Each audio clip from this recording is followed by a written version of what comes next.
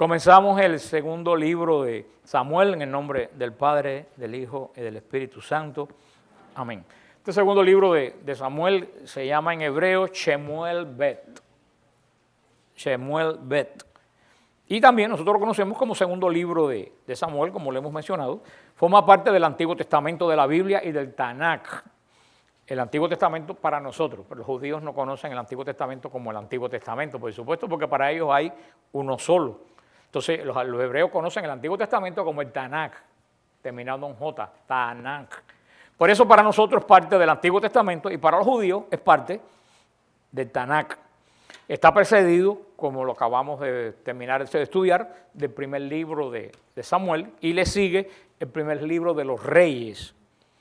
Se cree que este libro formaba originalmente una sola obra con primera de Samuel, primera y segunda de Reyes. Se cree que los dos de Samuel y los dos de Reyes eran un solo libro, pero el enorme tamaño del rollo, recuérdense que en ese tiempo estaban guardados en rollo, el enorme tamaño de este único rollo se decidió la división arbitraria en 4 partes que es más manejable. Primera, segunda de Samuel, primera, segunda de Reyes. Pero si ustedes van a ver estos 4 libros, todos están en continuación histórica, son libros históricos, están en continuación histórica de la época que precedió entre el caos de los jueces y el primer reinado de Samuel, siguiendo con Salomón, hasta que termina segunda de Reyes con la destrucción del reino del norte de Israel y la cautividad del reino del sur. Ya iremos viendo todo eso en el camino. Segunda de Samuel cuenta la historia de Israel a partir de la muerte de Saúl.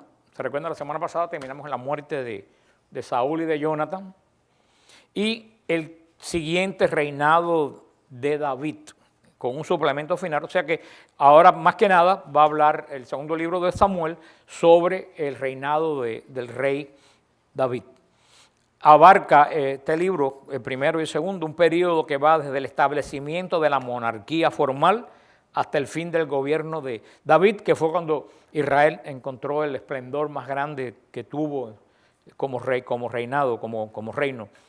También incluye un periodo de guerra civil, tiene hechos muy interesantes como el traslado del Arca de la Alianza a Jerusalén, donde es puesta hasta donde estuvo, hasta que fue escondida por Jeremías y donde está hoy el domo dorado de los musulmanes de las rocas.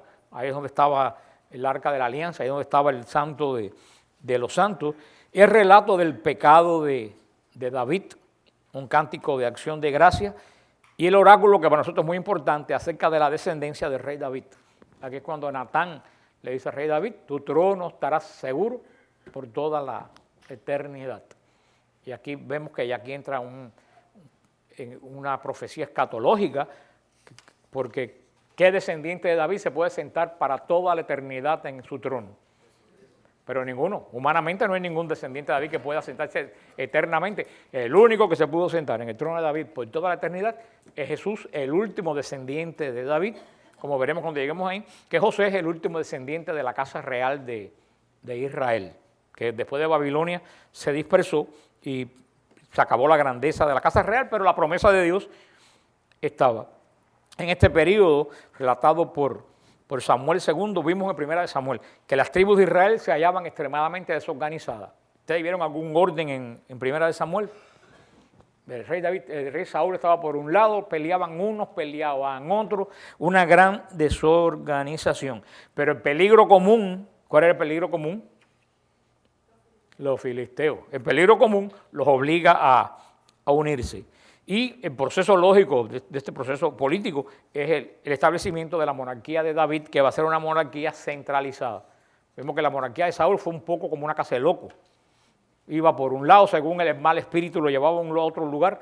Vemos que ya el rey David va a ser una monarquía totalmente centralizada, un poder político en Sión, en la montaña de Sión, y el poder espiritual en el monte Moría, que son los 2 montes santos de Israel. Israel se hallaba, vimos un paso detrás, antes de llegar a este momento del segundo de Reyes, Israel se hallaba detrás de los reinos vecinos de Moab, Edom y Amón, que ya se habían organizado tremendamente. Israel tenía una mentalidad tribal. El rey Saúl como que fue rey, pero como que no Aparte que era un inepto, como que no pudo organizar. Más que nada Israel en ese momento hemos visto una competencia, una disputa entre todas las tribus. Por eso David, en este capítulo, David va a hacer el hecho brillante de trasladar el arca a Jerusalén. Y ahí se quedó para siempre. Hasta ese momento, se recuerdan, el arca andaba errante, como en el desierto. Se llevaban el arca, la vimos ¿en qué lugares la vimos? A ver quién se acuerda. ¿Dónde? En Gilgal estuvo también el arca, ahora se me fue la mente porque no lo tenía para la clase de hoy. El arca estuvo, ¿en qué otro lugar estuvo el arca? Donde estaba Samuel, no sé si es Refidín, que estuvo mucho tiempo. El arca estuvo en varios lugares, pero nunca fijo, porque el arca se ponía en el tabernáculo, ¿se acuerdan las cortinas de...? Ahora va a llevarse el arca para siempre a Jerusalén, se va a poner encima del monte Moría. El monte Moría es donde Abraham fue a sacrificar a Isaac. Por eso David pone ahí la capital del reino, de su reino. Porque en el monte Moría, la punta del monte Moría está exactamente debajo del domo dorado de los musulmanes. Esta es la punta donde Abraham fue a sacrificar a Isaac. Por eso que ahí ponen el arca, el santo de los santos, y más tarde hacen el templo alrededor, y a partir de ese momento Jerusalén, que quiere decir ciudad de paz, Jerusalén, ciudad de paz, a partir de ese momento pues hay un centro cultural y hay un centro político con el rey que se establece en el monte de Sión. Jerusalén está construida sobre 7 montes, pero estos son los 3 montes para nosotros más importantes de Jerusalén: es Sión, es Moría y es el monte Calvario. Son 3 de los montes más importantes y por supuesto el monte de los Olivos también, porque es donde el Señor sube a los cielos. Ese fue el centro de la ciudad de David. Vamos a verlo después. La ciudad de David se funda por donde está hoy la piscina de Siloé. La ciudad de David se funda en el llano, no se funda donde está ahora.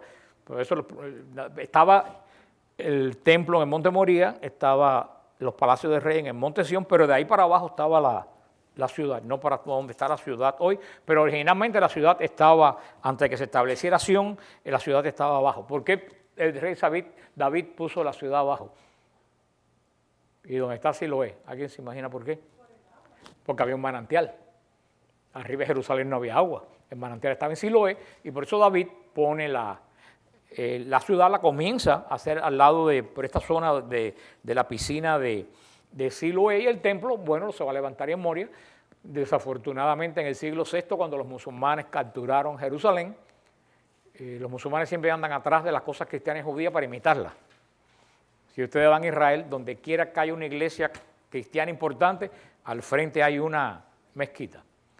Belén está la iglesia de la Natividad, al frente una mezquita. El Santo Sepulcro, al frente una mezquita. En Nazaret está la basílica, y quisieron hacer una mezquita, lo que pasa es que el Estado de Israel lo impidió, porque aquí iban a hacer una mezquita para tapar la iglesia de la Anunciación. Donde quiera que haya un lugar, ellos construyen. Y como ellos no tenían lugar santo ninguno en Jerusalén, porque Mahoma nunca fue a Jerusalén, el Corán jamás dice que Mahoma fuera nunca a Jerusalén, estaba lejos del camino de él. Ellos inventaron en el siglo VI la leyenda de que Mahoma fue montado en una burra hasta el monte Moría, y que de ahí subió a los cielos con la burra, y después volvió a bajar a Jerusalén, y después se fue de nuevo a Arabia Saudita.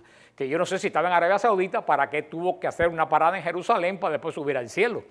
Lo más lógico sería que se fuera directo de Arabia Saudita. Y a que no adivinan cómo se llamaba la burra. La burra Barak. A quien le sirve el sayo, que se lo ponga. Pero esa fue la burra de Mahoma. ¿Ustedes sabían eso? Que la burra de Mahoma era burra con cara de mujer, y se llamaba la burra Barak.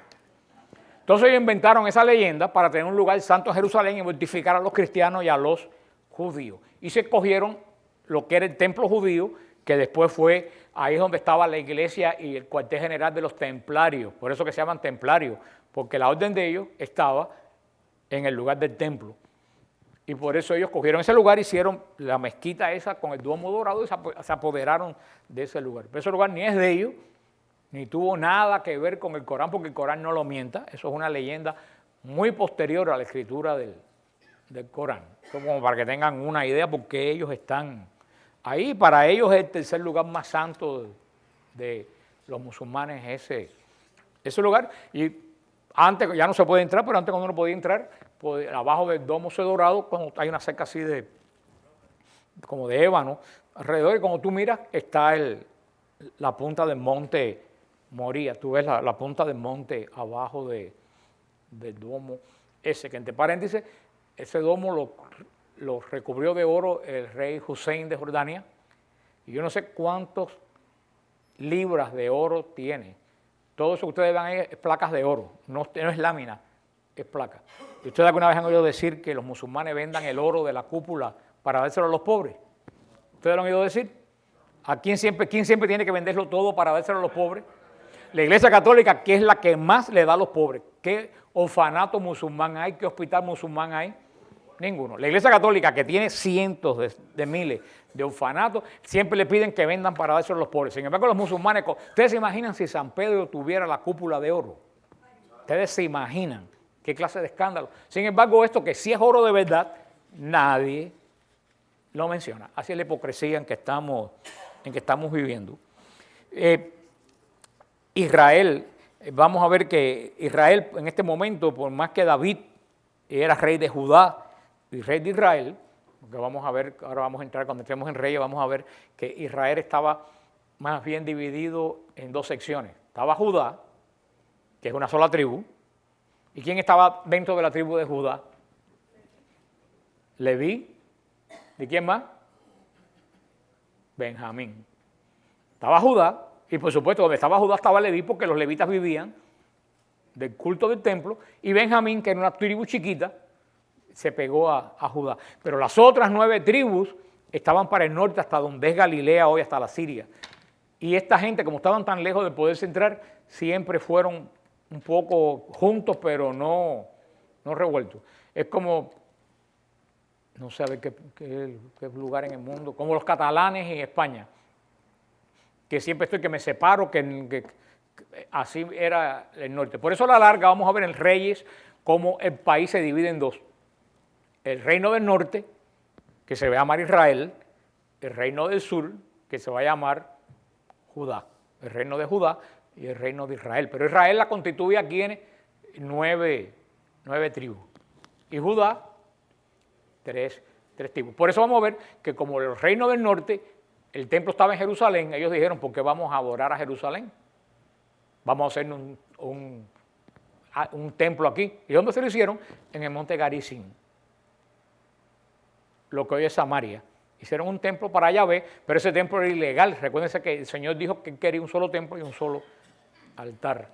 Pero las 10 tribus hicieron un templo y iban a adorar a Yahvé a monte Garizim. ¿Por qué monte Garizim? Ustedes se tienen que acordar que en Garizim fue donde se puso la parte de las tribus que daban las bendiciones, mientras la otra parte de las tribus se puso en otro monte y recitaba las maldiciones al final del Deuteronomio. Y ahí estuvo el arca también en el Garizim, pero ese fue un templo ilegal que hicieron y ese fue el comienzo del fin de la casa de Israel. Porque como el Señor dijo, el demonio es rey de la división y ningún reino dividido puede subsistir. Pero eso lo vamos a ver al final del libro de los Reyes. El capítulo 17 de los Reyes es fundamental para la vida de cualquiera cuando sepa por qué las cosas le van mal en la vida. Ya llegaremos a ese lugar. Como sucede con otros libros históricos de la Biblia, acuérdense que este libro es ¿de qué género? Histórico. Este no es de profecía, es un libro histórico, como Primera de Samuel, y también con otros libros históricos hay Jueces, también son libros históricos. Estamos ahora solamente viendo cómo se va formando el reino de Israel. Pensamos que por supuesto que Segunda de Samuel no fue escrito por Samuel, por algo muy lógico. ¿Por qué Samuel no pudo escribir la Segunda de Samuel? Porque estaba muerto.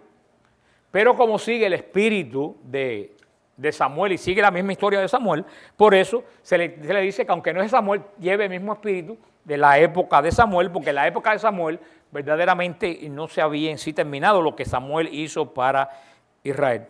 Los temas que sobresalen en este segundo libro de Samuel es el cumplimiento de la promesa divina. ¿Cuál es la primera característica de este segundo libro? Cumplimiento de la promesa divina. Segundo, la esperanza mesiánica proviene de la casa de David. Esas son las dos cosas más importantes. Primero, Dios cumple cuando hace una promesa de que le va a dar a Israel un territorio y un reino. Segundo, se establece la esperanza mesiánica y se sabe ya de dónde viene el Mesías. ¿De dónde viene el Mesías? De la casa de David. En realidad, hasta este libro, no vamos a... Israel no tenía conciencia clara de que venía un Mesías. En el Deuteronomio, Moisés había dicho que vendría otro profeta más grande que él, detrás de él. Pero en sí no había una experiencia mesiánica hasta que Natán le dice a David, tu trono y tu casa estará firme por toda la eternidad. Ahí es cuando la gente empezó a pensar que venía alguien superior a todo lo que había habido, que iba a mantener el reino por siempre. Claro, ellos entendían que el reino se iba a mantener políticamente. Y esa fue la gran decepción cuando Cristo dijo que su reino no era político, que cuando él dijo que el reino no era esta tierra, y no quiso decir que era extraterrestre. Cuando quiso decir esta tierra, quiso decir que el reino no era un reino, que de él no era un reino político, relacionado a territorio, que de él era un reino espiritual. Porque desde David hasta Jesús y hasta el día de hoy, los judíos siguen pensando que el reino de Dios va a ser un reino político. Y ese fue el gran rechazo, por eso se decepcionaron tanto. Si se recuerdan, cuando Jesús entra a Jerusalén el domingo de Ramos, lo llevan al templo. ¿Qué quieren hacer con él? Coronarlo rey. El Mesías llegó en un burrito como la profecía de Génesis. Es que tu Redentor viene a ti montado en un... El Mesías llega en un burrito, ellos se dan cuenta que cuando entra en un burro, que es cumpliéndose la profecía de Génesis. Y dice, si ya llegó, vamos a coronarlo rey. Y ahí empezó el desencanto de la gente, porque dijo Jesús, yo no he venido a ser servido, sino a servir. Entre los seguidores de Jesús, eso fue un cubo de agua. Por eso es que los que el domingo lo clamaron, el viernes dicen crucifícalo, porque ahí se nos engañó. Cuando llegó el momento de ser rey, dijo que no era el rey. Luego, entonces este no es el Mesías, este es un falso Mesías. Ese fue el mecanismo que llevó a los judíos a virarse a casi todos los seguidores de Jesús en contra de Jesús. Un concepto equivocado del reino de Dios. Pero aquí se establece, ya se solidifica la esperanza mesiánica de Israel. El objetivo de lograr una unidad en el pueblo de Israel para gloria de Dios fracasó estrepitosamente bajo Saúl, pero tiene éxito con David. Monarca ideal desde el punto de vista de la crónica bíblica. David fue un monarca excepcional hasta el día de hoy, desde toda la antigüedad. Salomón hará tambalearse esto que construyó David, y los otros reyes vamos a ver que después de Salomón los reyes fueron de peor en peor hasta caer en abominación con Jezabel y con toda esa gente que los veremos, y se acabó el reino, se dividió, se acabó el reino de Israel.